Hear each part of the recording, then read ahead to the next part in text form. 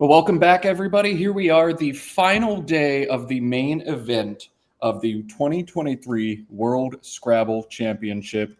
Back on the mic, Matt Canik, and today I am joined by Charles Reinke for this morning session. Charles, how are you doing? I'm doing great, Matt. I'm looking forward to some high-level Scrabble. Yeah, and high-level Scrabble certain to be what we're going to get in this game, as we've got Wellington Jighere of Nigeria, who just dropped narrowly to second place after a tough loss to Will Anderson in the last game yesterday, up against former world champion Adam Logan of Canada.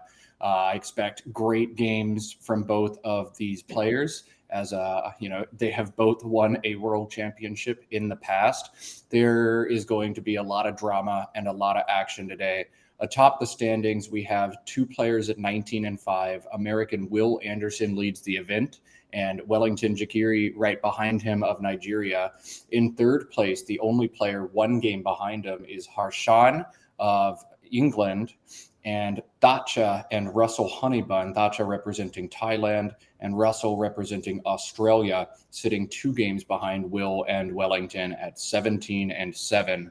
But as we see so often at these tournaments, it's not necessarily who's at the top of the standings day 1, day 2, and day 3, but one hot run from any player on day 4 can vault them into the best of 2 finals that will be showcased, or best of 7 finals between the top 2 that we'll be showcasing tomorrow. Again, after 32 games today, the player in first and the player in second will be taken out of the field and play a best of 7 matchup. Everybody else in the tournament can no longer win the championship. They can play a one-day side event or just watch top-level play between two contenders vying for a world championship. Many players look to make that run today. An 8-0 day from a number of players could vault them into that finals as well. David Eldar, I don't think anybody would be surprised if he makes a run. He's sitting at 6th place with 16 and a half wins. Alex Seaholm of the United States, also at 16 and a half wins. He has won a North American championship in another lexicon back in 2019. Could he make a run? Another American in 8th place. We haven't seen him or said his name hardly at all this tournament, but Dave Wiegand has vaulted himself out of nowhere and is currently sitting at 16 and 8. Andrew Fisher of Australia, and Canik, a team of Nigeria, Jeremy Hildebrand, all sitting at 16 and 8, and Adam Logan and Kevin Fraley at 15 and a half. I think any of those players at this point could make a compelling run. 8-0 today would get any of those players into these finals. So big, high-stakes games. And Adam, I don't think, can drop another one this tournament. He will play second against Wellington. And here we are underway. Wellington to play first. PIJRG.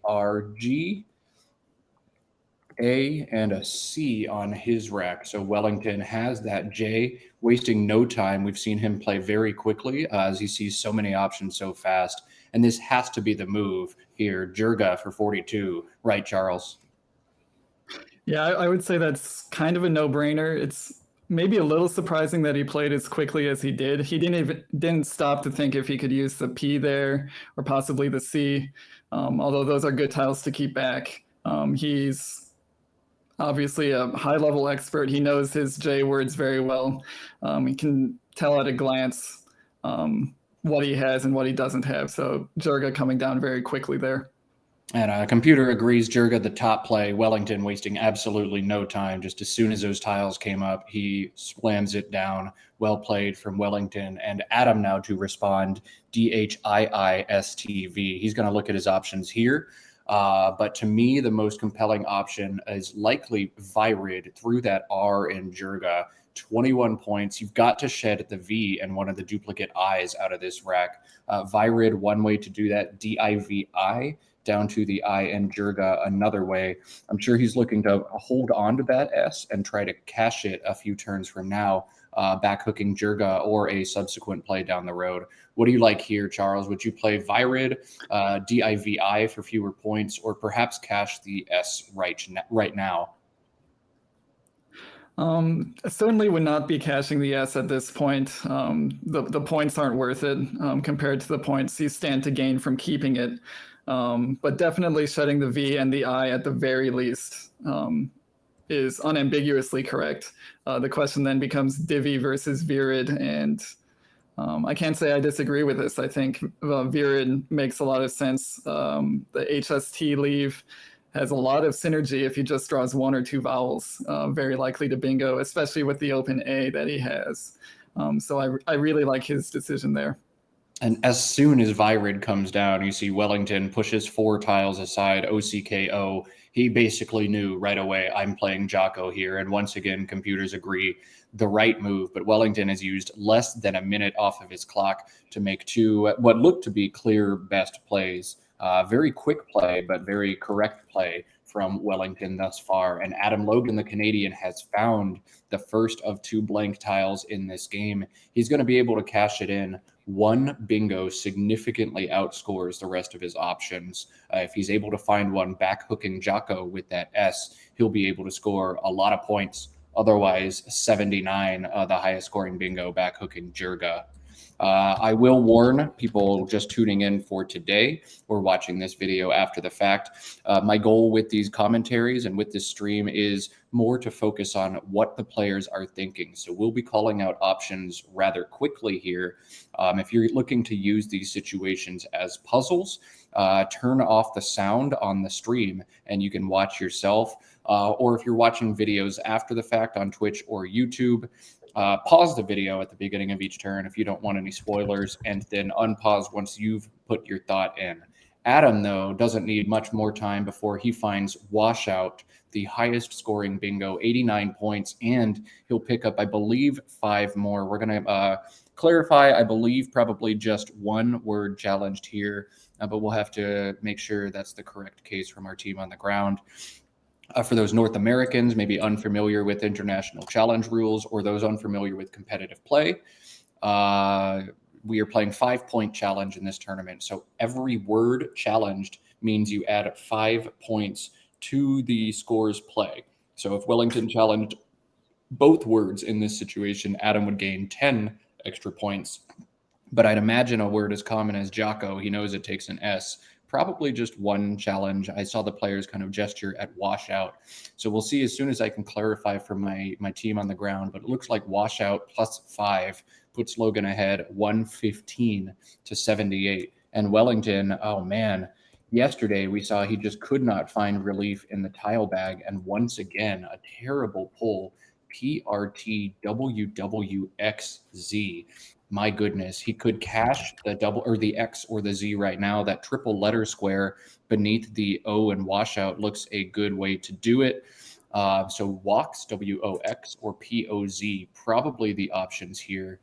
Team on the ground has clarified the challenge was only on Jocko's, so just 5 points picked up for Logan. Washout was accepted. Charles, WOX or pause? Would you cash the X or the Z here? It looks like he's doing neither. I would say in the Collins lexicon, the Z is such an immensely powerful tile. Maybe not specifically on this board, but it certainly doesn't hurt to keep the Z. The X also looks really good under the O and Washout, so Wellington might be fishing for a vowel here. Trying to get a big X bomb for 50-something points.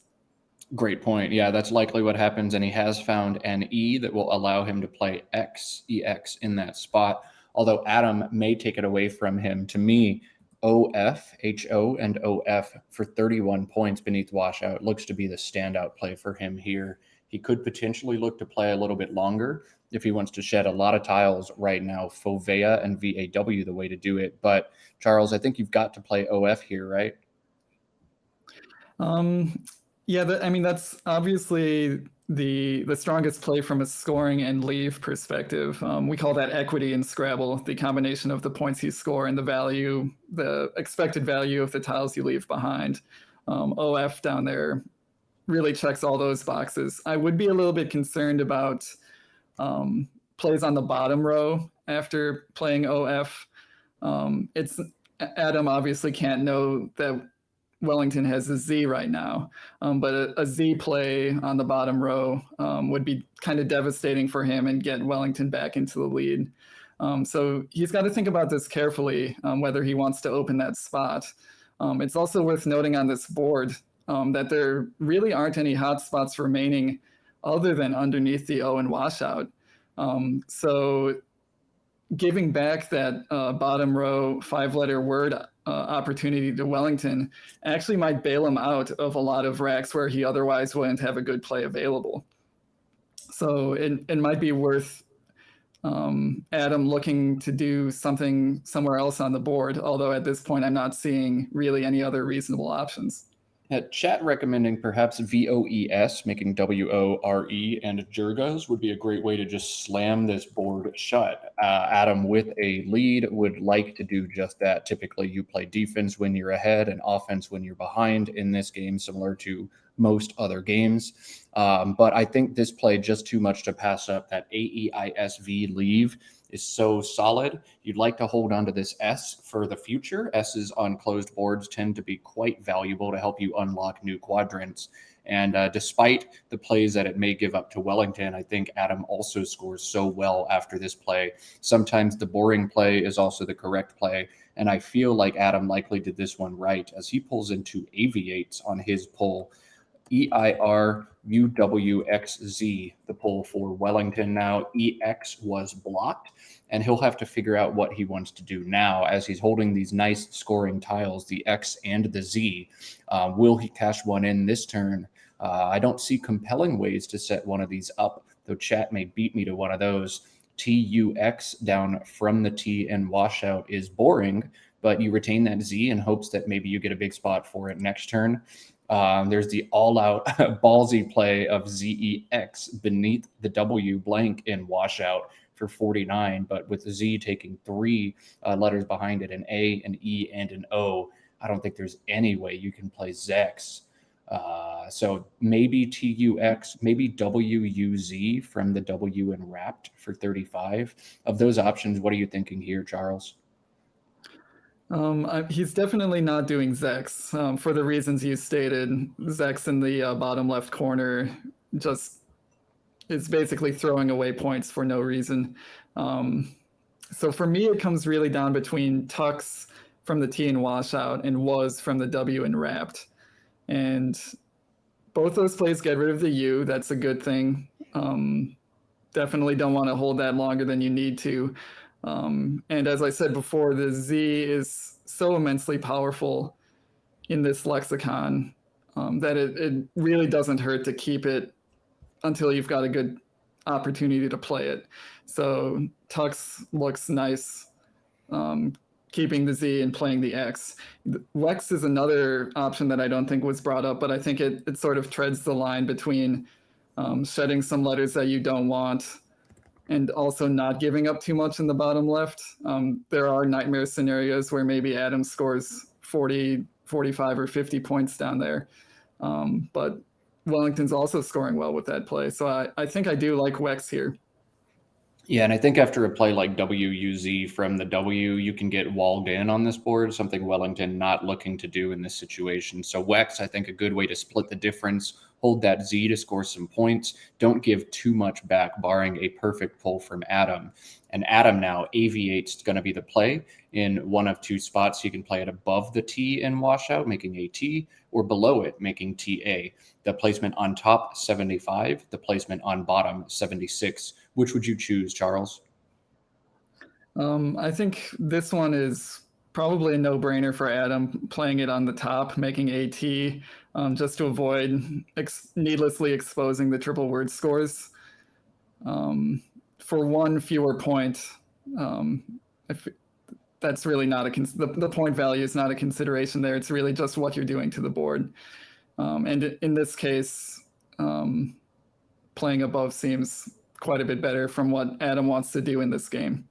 And Adam but I was wrong, it appears. Wow. Perhaps he's thinking here beneath that TA, there's not too many plays I can actually get hit by. The X and the J have already been played. Those would be the two killer tiles forming tax or Taj there. He also opens two separate opportunities for triple word plays, one on the left and one on the right. So a play that I don't think I would have made, Charles wouldn't have made, but Adam Logan, one of the best thinkers out there in the game, PhD in some kind of higher math. And, maybe he's figured out the merit to this play. That's one I wouldn't make, but I'm sure Adam has his reasons. AV8 comes down for one extra point, 76 points, and Adam with another incredible pull. He's found at the second blank, and next turn he will be dropping his third bingo of the game on Wellington. EDIMRUZ on Wellington's rack. He can't know Adam has that blank, but dang, this is going to be tough for him to come back. He set up MIZ above AV8's MA, IT, and ZE. That's 56 points. Perhaps BIZ in the same spot, but it looks like he's ready to play MIZ here for 56. And sometimes when you've got a no-brainer bomb, we call those bombs in Scrabble a Z-bomb, you just pull the trigger on it. Yeah, that looks pretty straightforward from my perspective. And going back to Adam's play of AV8s, we've got some good points in the chat. AV8s does block the bottom row, the word OF taking an F and a T. That is sort of a, at the point in the game Adam was at, that is a major concern if a big bingo comes down hooking of, and AV8s does address that spot very nicely. So maybe when I was making my judgment of his play, I didn't fully consider the state of the board there, sort of coming around to AV8s as in the spot that he played it, making TA as possibly the better choice there. Yeah. I'm getting text messages and chat messages that Adam's play makes more sense. You got to think through a lot of these things. But the more I look at now the shape of the board, the more that play makes some sense to me as well. Adam, I said he was going to bingo here, and he certainly can womanize with an S or a Z from the W options. But Omen underneath Wex, OMEN, plays for 50 points right now. Charles, would you score 50 and retain AI blank, or would you bingo for 68 and string open a triple-triple? I think here I would probably take the points with Omen underneath Wex, retain the blank. The board's not looking great for bingos at this point.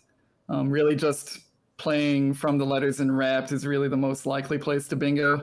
But with Adam scoring 50 some points playing Omen, he doesn't need to bingo right away. He's still got, even without the blank, he's still got a commanding position in the game, given the state of the board, even discounting the fact that Wellington is continuing to draw quite poorly. So retaining the blank here seems like the right call for Adam.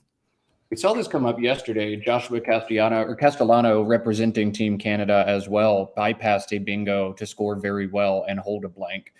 Chat immediately called it the game-winning play, and he went on to not draw a playable bingo for like 7 turns. Actually, I think he got one and missed the spot, but that backfired hard. Although on this Canadian, it seems like it's worked out just fine. A nice pull, AAEINR blank for Adam.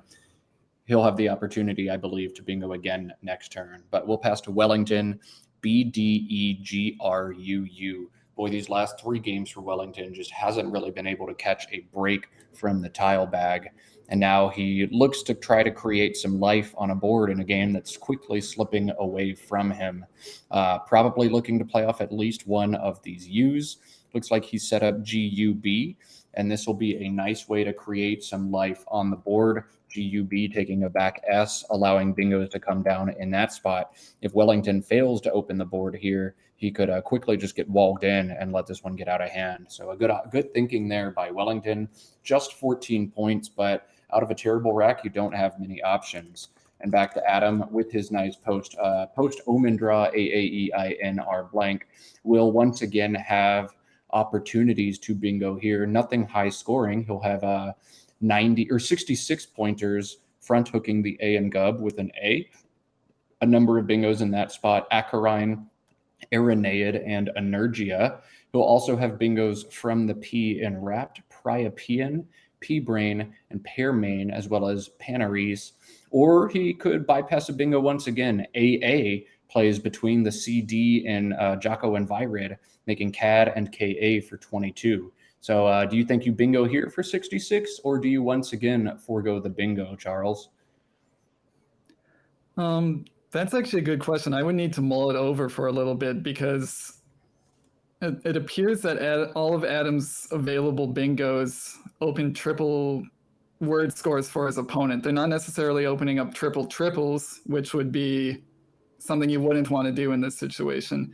But they are sort of exposing a lot of letters for Wellington to bingo through, like in a response bingo.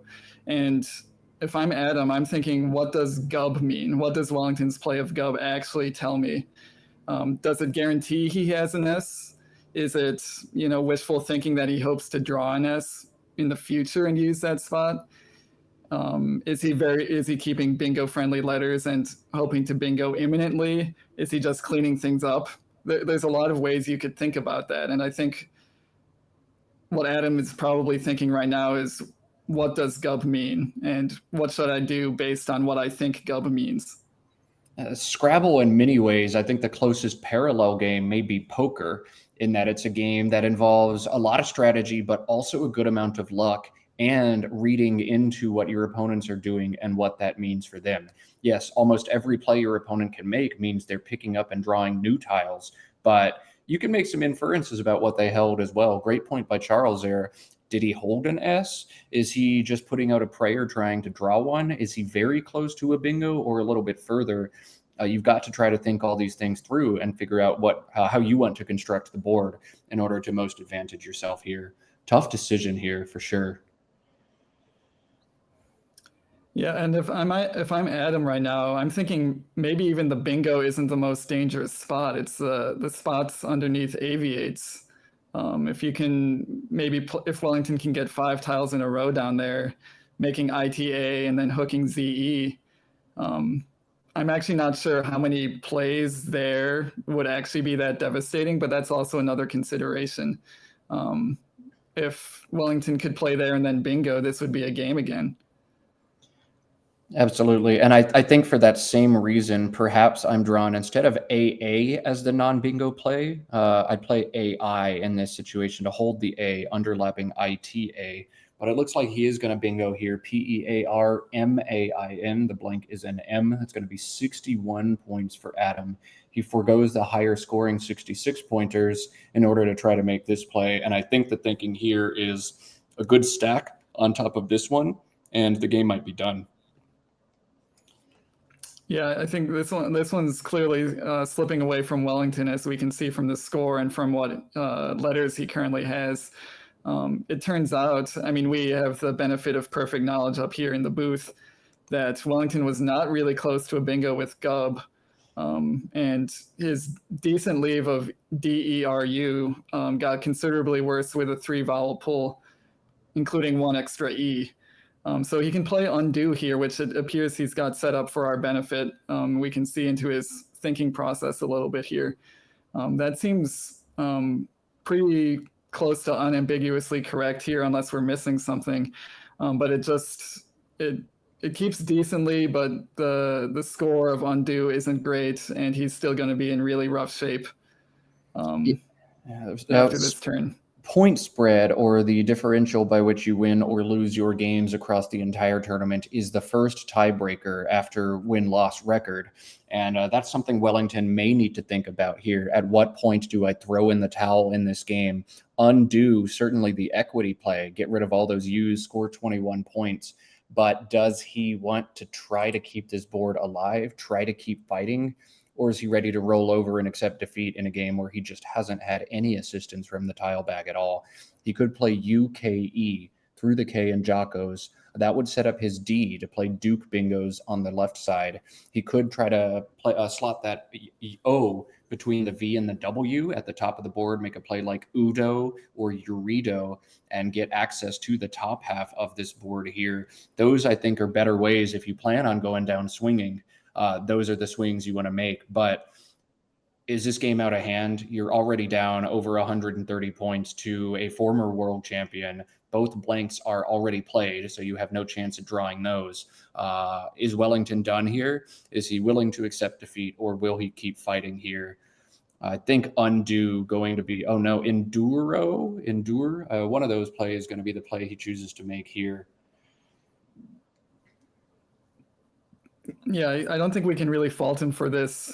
He's, burning through some of his kind of useless tiles, trying to get something good out of the bag. I was really liking, if he really does want to make an attempt to win this game, doing something like Euro and slotting the O between the V and the W to make Vow. It's kind of a poor leave. Kind of needlessly opens, I shouldn't say needlessly, it opens triple word scores for Adam that he can hit pretty easily. But if Wellington wants to win this game, make a serious attempt to win this game, he probably needs to do something about the top half of the board, which is really shut off at this point. And it's getting even worse with Canik coming down for Adam. Yeah, that R in the double-double line, that line between two double-word squares, would be a great way for Wellington to hit a high-scoring bingo in this game, but that has effectively been neutralized after Canik. There may be some miracle fits, but this game absolutely slipping away from Wellington, who really just hasn't had much of a shot with the tiles he's drawn against a great player like Adam on the other side of the board. We'll see if he can pull a better rack here. ABCEORU. The pull for Wellington. He trails by 150 points. And once again, got to decide if he rolls over and just kind of accepts defeat and keeps this as close as possible, or if he really wants to make sort of aggressive plays to try to get back into this game. I'm not seeing awesome ways to open this board for him at this point. Bucko through the K and Jocko is an option. AER is a decent leave for him. He could play a little bit smaller here. OB plays above Miz, making OMA and BIT for 23. He can play through the I and pair main. A play like Cobia, COBIA, is 26. But I think at this point, this one's mostly done. I'm trying to salvage some spread. Maybe I play Bucko here. I don't know. I think Wellington just a lost cause at this point. Yeah, probably my inclination here, if I were Wellington, well, my first inclination would be to sob uncontrollably. The second inclination would be to maybe do something like Bucko, hope to sort of do like a 2-turn sequence where you do Bucko and then hit the B on the triple word to open up that side of the board. It would take a while to pay off, and there's no guarantee that it does pay off. But that is one path forward to keeping the board open for bingos in the future. So Bucko going to be the play here for Wellington, but this one has felt over for a few turns. As soon as Adam pulled that third bingo with that second blank, just feels like there's not much left. And another great pull here for Adam, AEGILNN. A great bingo rack. Multiple bingos exist in this rack, but none of them will fit, as Adam's done a great job of tightening up this board.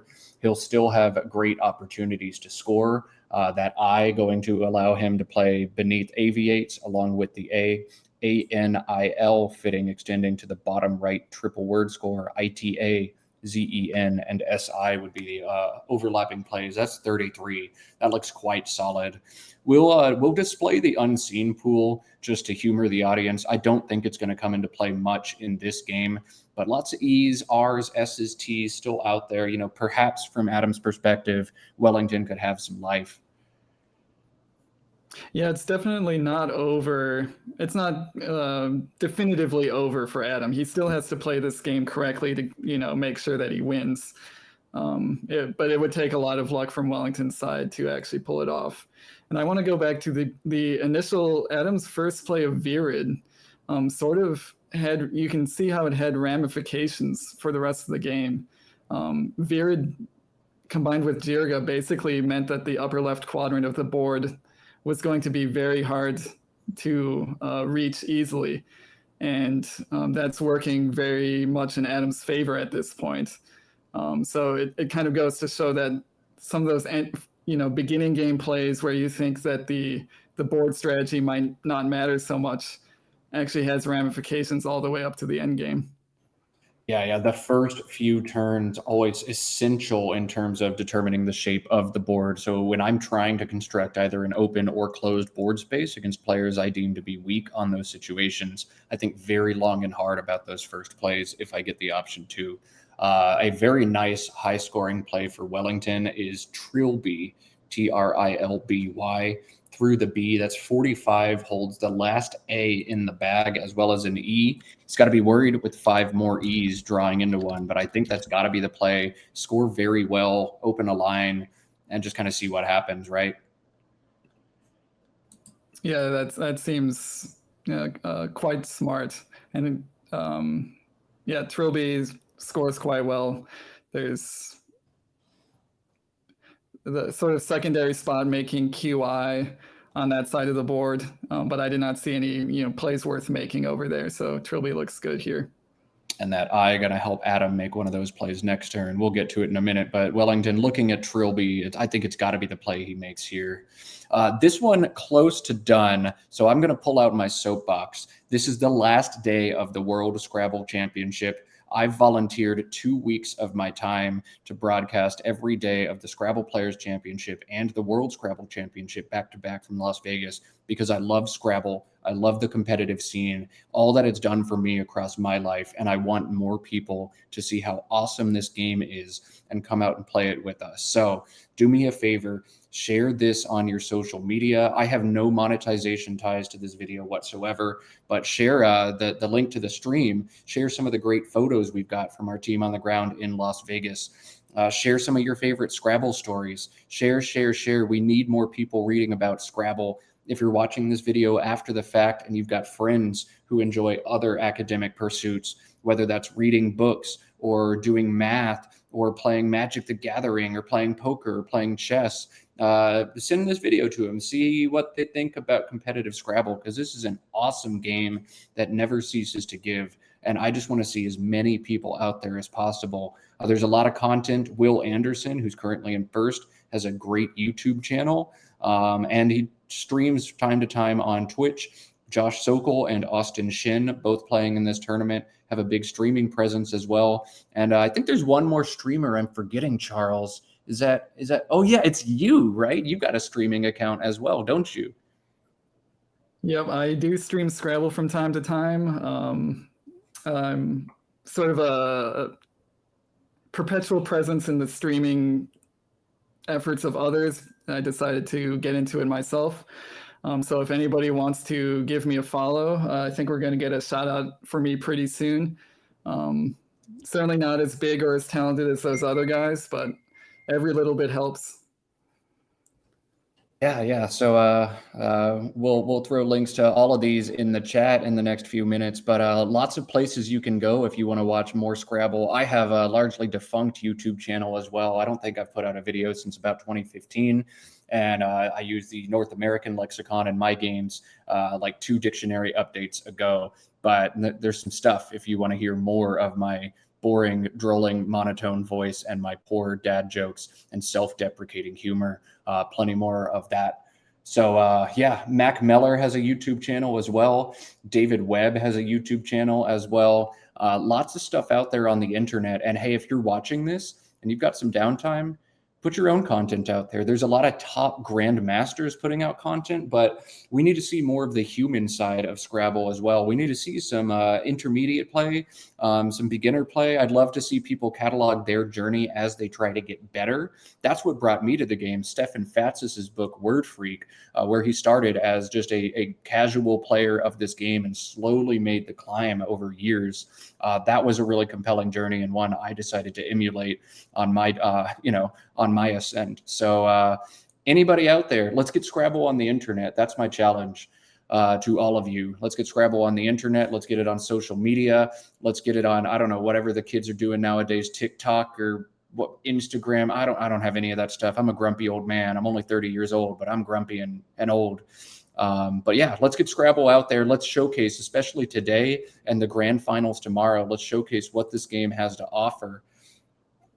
All right, soapbox back under the table. I'll pull it out again. I promise. I've stepped up on it so many times. But Adam, Thinks this game may still be in some degree of jeopardy. You see 18 tiles unseen to him, meaning 11 in the bag. I'd love to play 5 tiles in this situation, as it guarantees a bingo bango opportunity, 2 consecutive bingos, no longer in the cards. But this play here of Finer looks so good, so strong, that I think I need to make it anyway.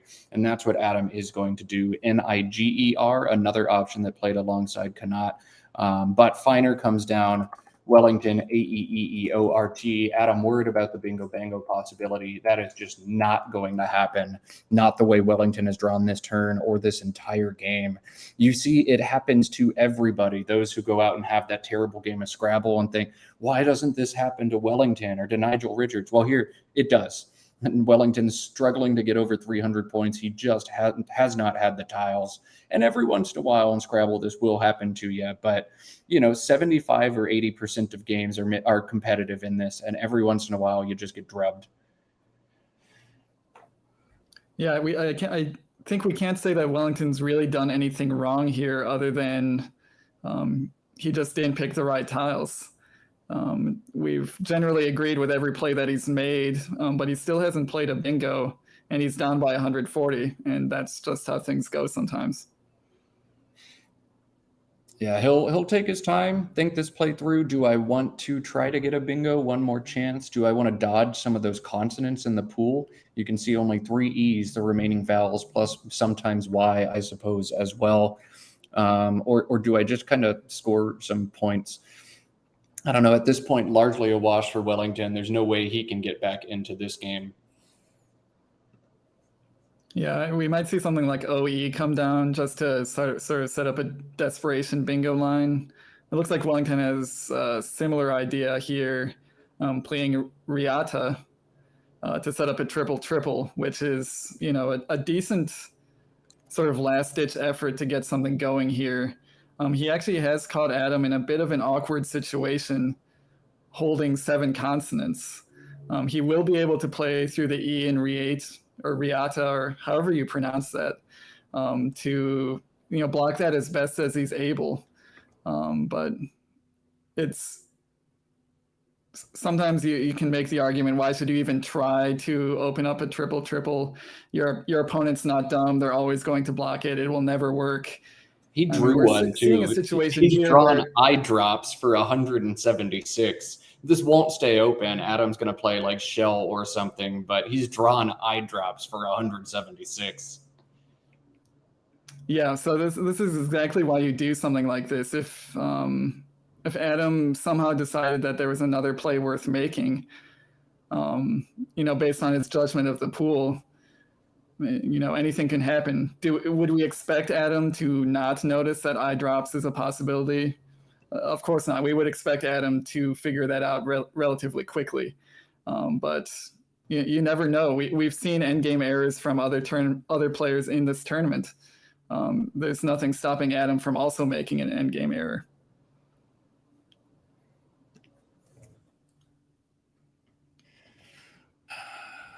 This is dicey. Yeah, somebody in chat said, yeah, why don't you knock out that E, play Gland? That would be a game loser for Adam. So Wellington trying to kick some life back into this game, and he's drawn it, but there's no way Adam gives that up. Adam's going to make some kind of overlapping play. He's got to look at this pool and make sure there aren't some crazy overlapping situations. But and hey, crazy stuff has happened in Scrabble on this board already. We've seen a couple blown games on the last turn, but Adam's not going to give up that triple, right? Right? Yeah, right? You would certainly not expect him to.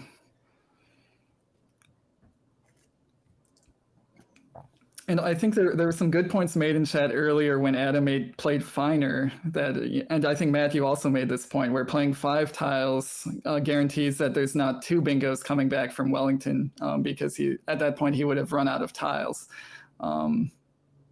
Something like Elfin instead of Finer would have achieved that, possibly giving up 1 bingo, but certainly not giving up 2. And that also might have avoided the situation that has transpired here, although we do think that Adam will successfully navigate the challenge. I kind of want the content. I love the triple, but there's no way Adam lets it go. Yeah, here comes Shell. And alas, Wellington with the last-ditch effort and able to get an opportunity, but not in the cards. He does catch Adam with 7 consonants on his rack. It'd be awesome if there were a way for him to string 2 consonants at the beginning of a word, but just not enough flexibility in the rack for him. And the play is blocked. DEEOPSY, the final rack for Wellington in this game, but a big, big win for the Canadian Adam Logan, trying to keep himself alive. And I think many, many players trailing behind Wellington narrowly on this leaderboard are going to be happy to see him take an L in the first game. Yeah, Adam really did need this win, like quite badly, to stay in contention to reach the finals. And he got it. And the side effect of him getting the win is Wellington doesn't get the win. That's how Scrabble works. Is somebody wins, that means somebody else doesn't win. Are you sure? Wait, one more time. Makes Wellington that. If you win, then your opponent doesn't win. Is that correct? We might need confirmation from an independent expert, but I believe that's how Scrabble is set up. Goodness. Okay. Thank you. Go on. So Wellington losing here just makes it that much easier for the rest of the field to not even catch up to him specifically. That's not their goal. Their goal is to get to the finals. And just so happened that Wellington was in, the best position to be there at the start of this day. But there's still 7 games left to go, and there's going to be a lot of movement among the standings. Everybody's going to be sort of bunched up together. There's going to be, every round, there's going to be people vaulting up to the top or plummeting down to the bottom. And we'll just have to take it game by game and see who emerges at the end. Yeah, we will have another intense matchup that will certainly have playoff ramifications on board 1 for you next, as Harshan of England versus Will Anderson, currently leading the tournament, will be the next game we broadcast to you right after this. That's going to be a big one as well. I'm trying to see score updates coming in. Looks like none have been entered thus far, but Harshan just 1 game behind Will and Wellington. If he's able to defeat Dave Wiegand and Will Anderson is defeated by the Canadian Jeremy Hildebrand, Harshan may be tied for first after this round. Yeah, that's just an example of how things can change so drastically from round to round. If certain players lose and certain players win, somebody who is sitting in 3rd or 5th can all of a sudden be at the top of the division, and now they're the one with the target on their back. People will be gunning to beat them, and it'll be exciting to see Will and Harshan next game. Will's definitely had the target on his back basically this whole tournament. And it would take a couple losses in a row before he was truly out of contention. Yeah. Will, a great player. We've seen some awesome Scrabble for him. Next game is going to be another cool one to watch. Absolutely. And the way pairings are done at these Scrabble tournaments, they try to pair you with other players near where you are in the standings while trying to avoid repeats as possible. There's some nuance to it. People could sit here and whine and argue about it in the chat all day, and I'm afraid I've just opened that can of worms as now that's about to happen for sure. But that makes things very interesting going into the last day. You don't have the guy in first playing against somebody who's in 74th and you get a non-competitive game. No, everybody gets a chance to beat the players they need to beat in order to make this tournament more interesting. It is going to be a very neat day of Scrabble. A lot of top tier matchups on this board. As Adam comes down with Edge, that's going to be more or less the end of this one. Wellington has not really given us any sort of post-game content, but we will try to cut to overhead mic at the end of this one. We'll see. I don't expect the post-mortem, but we'll try to catch any banter if we get it. We'll see. Stay tuned. Wellington doing the math, trying to find his best in-game sequence now. Not, of course, any way he can win, but every point spread or every point of spread may matter here. He'll find his highest scoring outplay of demo for 13. That's going to put the dagger in this one. 370 for Wellington, 473 for Adam is our final, and we'll try that overhead mic now. That's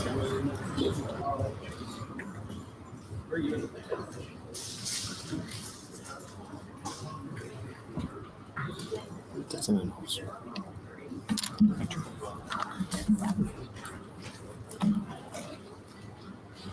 Three 7-0. Yeah, 370 and 473. 473. That was lucky.